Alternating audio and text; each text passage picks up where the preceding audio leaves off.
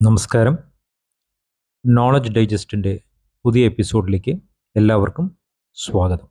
2025 October 4 പ്രഖ്യാപിച്ച Thiruvonam bumper ലോട്ടറിയുടെ ഒന്നാം സമ്മാനം, അതായത് 25 കോടി രൂപ, പലർക്കും ഒരു സ്വപ്നം തന്നെയാണ്.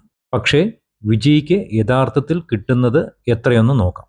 ആദ്യം തന്നെ സമ്മാനത്തുകയിൽ നിന്ന് 10% ഏജൻസി കമ്മീഷനായി കുറയും. അതായത് 25 കോടിയുടെ 10%, 2,50,00,000 രൂപ ആദ്യം തന്നെ ഏജൻസി കമ്മീഷനായി സമ്മാനത്തുകയിൽ നിന്ന് കുറയും. ഇപ്പോൾ ഈ 22.5 കോടി രൂപ ഏജൻസി കമ്മീഷൻ കുറച്ച് കിട്ടുന്ന തുകയായ 22.5 കോടി രൂപയിൽ നിന്ന് ലോട്ടറി വകുപ്പ് 30% അടിസ്ഥാന നികുതി TDS ആയി കുറയ്ക്കും. അതായത് നമുക്ക് കിട്ടേണ്ട തുകയിൽ നിന്ന് 30% ഇൻകം ടാക്സ് അടിസ്ഥാന നികുതി കുറയ്ക്കും. 30% നികുതി എന്ന് പറയുമ്പോൾ 22.5 കോടിയുടെ 30%, അതായത് 6.75 കോടി, 6,75,00,000 രൂപ നികുതിയായി കുറയ്ക്കും. അങ്ങനെ നമ്മുടെ ബാങ്ക് അക്കൗണ്ടിൽ ക്രെഡിറ്റ് ആകുന്നത് 15,75,00,000 രൂപയാണ്.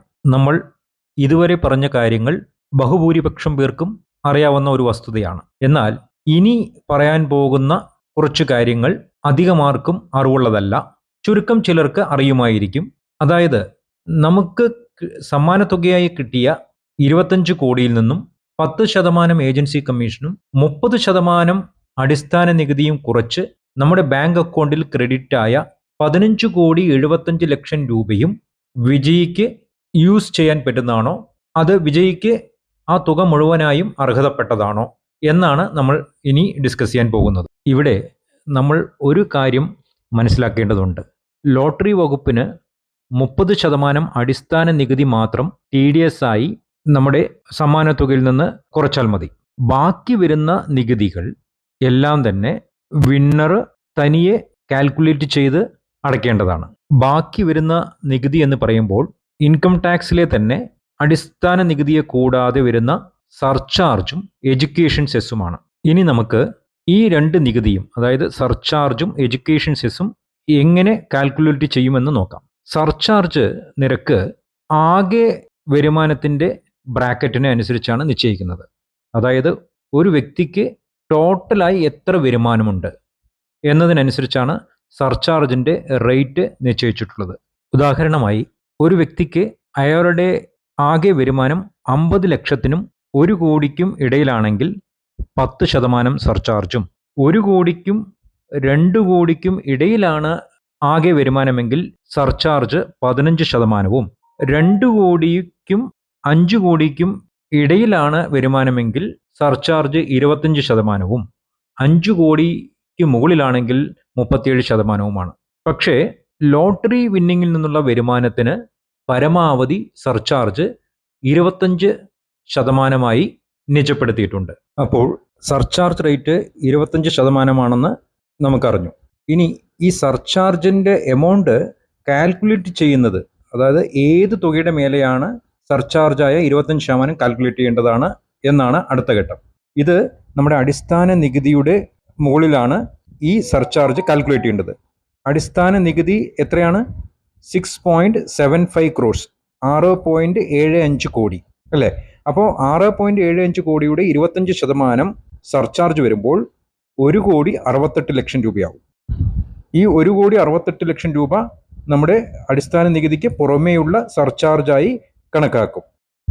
തീർന്നിട്ടില്ല. ഇനി ഒരു നികുതിയുടെ ഭാഗം കൂടിയുണ്ട്. അത് എഡ്യൂക്കേഷൻ സെസ്സാണ്. നമുക്ക് എല്ലാവർക്കും അറിയാം, നമ്മൾ റിട്ടേൺ ഫയൽ ചെയ്യുന്ന സമയത്ത് നമുക്ക് നികുതിയുടെ പുറമെ 4% സെസ് കൂടി നമ്മൾ കാൽക്കുലേറ്റ് ചെയ്യാറുണ്ട്. അതുപോലെ തന്നെ ലോട്ടറി സമ്മാനത്തുകയ്ക്ക് മുകളിലും 4% സെസ് അപ്ലിക്കബിൾ ആണ്. അപ്പോൾ ഈ 4% സെസ് കാൽക്കുലേറ്റ് ചെയ്യുന്നത് നമ്മുടെ അടിസ്ഥാന നികുതിയും സർചാർജും രണ്ടും കൂടി ചേർന്ന എമൗണ്ടിൻ്റെ മുകളിലാണ് ഈ 4% ആയ സെസ് കാൽക്കുലേറ്റ് ചെയ്യുന്നത്. അപ്പോൾ നമ്മളിവിടെ 6.75 crores അടിസ്ഥാന നികുതി പ്ലസ് നമ്മുടെ സർചാർജായ 1.68 crores. ഓക്കെ, അപ്പോൾ ഇത് രണ്ടും ആഡ് ചെയ്ത് കിട്ടുന്ന തുകയുടെ മുകളിലാണ് നമ്മൾ 4% സെസ് കാൽക്കുലേറ്റ് ചെയ്യേണ്ടത്. അപ്പോൾ നമുക്ക് സെസ് എത്രയാണ് വരുന്നതെന്ന് നോക്കാം. നമ്മുടെ അടിസ്ഥാന നികുതി 6.75 crores, സർചാർജ് 25%, 1,68,00,000, രണ്ടും കൂടി ചേർന്നാൽ 8,43,00,000. നമ്മുടെ സെസ് 4% കാൽക്കുലേറ്റ് ചെയ്യേണ്ടത് ഈ 8,43,00,000 മുകളിലാണ്. അപ്പോൾ 4% കാൽക്കുലേറ്റ് ചെയ്യുന്ന സമയത്ത് 34 ലക്ഷം രൂപയാണ് നമുക്ക് സെസ്സായി വരുന്നത്. അപ്പോൾ ടോട്ടൽ നികുതി നമ്മൾ എത്രയാണെന്ന് നോക്കാം. അടിസ്ഥാന നികുതി 6.75 crores, surcharge 1.68 crores, health and education cess 34 lakhs. ഇത് മൂന്നും കൂടി ചേരുന്ന സമയത്ത് ടോട്ടലായി നമ്മൾ അടയ്ക്കേണ്ട തുക 8,77,00,000 രൂപയാണ്. ഇനി ഈ 8,77,00,000 രൂപ നികുതി ബാധ്യത ലോട്ടറി വിജയി എങ്ങനെയാണ് ഇൻകം ടാക്സ് ഡിപ്പാർട്ട്മെന്റിലേക്ക് അടയ്ക്കുന്നതെന്ന് നോക്കാം. നമ്മൾ നേരത്തെ പറഞ്ഞ പോലെ ലോട്ടറി വകുപ്പ് 6,75,00,000 രൂപ TDS ആയി കുറച്ചിട്ടുണ്ട്. അപ്പോൾ അത് വീണ്ടും അടയ്ക്കേണ്ടതില്ല. അപ്പോൾ 8,77,00,000 രൂപയിൽ നിന്ന് 6,75,00,000 രൂപ കുറച്ചു കഴിഞ്ഞാൽ ഇനി വിജയിക്ക് അടയ്ക്കേണ്ട തുക 2,02,00,000 രൂപ, 2.02 crores. ഇനി ഈ ബാക്കി വരുന്ന നികുതി 2,02,00,000 രൂപ എപ്പോഴാണ് നമ്മൾ ഇൻകം ടാക്സ് ഡിപ്പാർട്ട്മെന്റിലേക്ക് അടയ്ക്കേണ്ടത്? നമുക്ക് ഇതിലെ 2 ഡേറ്റുകൾ പരിശോധിക്കാം. ഒന്ന്, നമ്മൾ നമ്മുടെ റിട്ടേൺസ്, ഇൻകം ടാക്സ് റിട്ടേൺസ് നിർബന്ധമായും ഫയൽ ചെയ്യണം. ലോട്ടറി വിജയ് നിർബന്ധമായും ഫയൽ ചെയ്യേണ്ടതാണ് ഇൻകം ടാക്സ് റിട്ടേൺ. നമ്മൾ ഈ 2,02,00,000 രൂപ നമ്മുടെ ഇൻകം ടാക്സ് റിട്ടേൺ ഫയൽ ചെയ്യുന്നതിനോടൊപ്പം തന്നെ അടയ്ക്കാം. പക്ഷേ ഇവിടെ ഒരു കാര്യം നമ്മൾ ശ്രദ്ധിക്കേണ്ടതുണ്ട്. ഇൻകം ടാക്സ് ലോ അനുസരിച്ച് ഒരു വ്യക്തി അയാളുടെ നികുതി അഡ്വാൻസായി അടയ്ക്കേണ്ടതുണ്ട്. അതിന് ഗവൺമെന്റ് ഓരോ നിശ്ചിത ഡേറ്റുകൾ തീരുമാനിച്ചു വെച്ചിട്ടുണ്ട്. Income ടാക്സിലെ section 234B, section 234C, ഈ 2 സെക്ഷൻ പ്രകാരമാണ് അഡ്വാൻസ് ടാക്സ് അടയ്ക്കുന്ന കാര്യങ്ങൾ പറയുന്നതും അതിന് എത്രയാണ് അഡ്വാൻസ് ടാക്സ് അടച്ചില്ലെങ്കിൽ എത്രയാണ് ഇൻട്രസ്റ്റ് ചാർജ് ചെയ്യുന്നതെന്നും ഈ 2 സെക്ഷനിൽ പറഞ്ഞിട്ടുണ്ട്. അപ്പോൾ ഈ വിജയി ബാക്കി വരുന്ന 2,02,00,000 രൂപ റിട്ടേൺ ഫയൽ ചെയ്യുന്നതിനോടൊപ്പം, സപ്പോസ് ജൂലൈ 31 റിട്ടേൺ ഫയൽ ചെയ്യാനുള്ള ഡ്യൂ ഡേറ്റ് എന്ന് നമുക്ക് കണക്കാക്കാം. അതായത് 2026 ജൂലൈ 31. അങ്ങനെ വരുമ്പോൾ ഈ വ്യക്തി ബാക്കി വരുന്ന നികുതി 2,02,00,000 രൂപ ജൂലൈ 31 മുൻപായി റിട്ടേൺ ഫയൽ ചെയ്യുന്നതിനോടൊപ്പം അടയ്ക്കുകയാണെങ്കിൽ മാർച്ച് 31, അതായത് ഫൈനാൻഷ്യൽ ഇയർ എൻഡ് ചെയ്യുന്നതിന് മുന്നേ അഡ്വാൻസ് ടാക്സ് അടച്ചിട്ടില്ല എന്ന കാരണത്താൽ ഇൻട്രസ്റ്റ് കൂടി ബാധകമാകും. അപ്പോൾ ഇൻട്രസ്റ്റ് നമ്മൾ റഫ്ലി കാൽക്കുലേറ്റ് ചെയ്യുകയാണെന്നുണ്ടെങ്കിൽ നമുക്ക് ഏകദേശം 14,68,00,000 രൂപ വരും. അപ്പോൾ ഈ ഇൻട്രസ്റ്റ് ഒഴിവാക്കാനായി വിജയി ചെയ്യേണ്ടത് ലോട്ടറി സമ്മാനത്തുക ബാങ്ക് അക്കൗണ്ടിൽ ലഭിച്ച ഉടനെ തന്നെ ഈ പറയുന്ന സർചാർജും എഡ്യൂക്കേഷൻ സെസ്സും അടയ്ക്കേണ്ടതാണ്. അങ്ങനെ നേരത്തെ തന്നെ സർചാർജും എഡ്യൂക്കേഷൻ സെസ്സും അടച്ചു കഴിഞ്ഞാൽ ഈ ഇൻട്രസ്റ്റ്, നേരത്തെ പറഞ്ഞ ഇൻട്രസ്റ്റായ 14,68,000 രൂപ നമുക്ക് അടയ്ക്കേണ്ടതില്ല.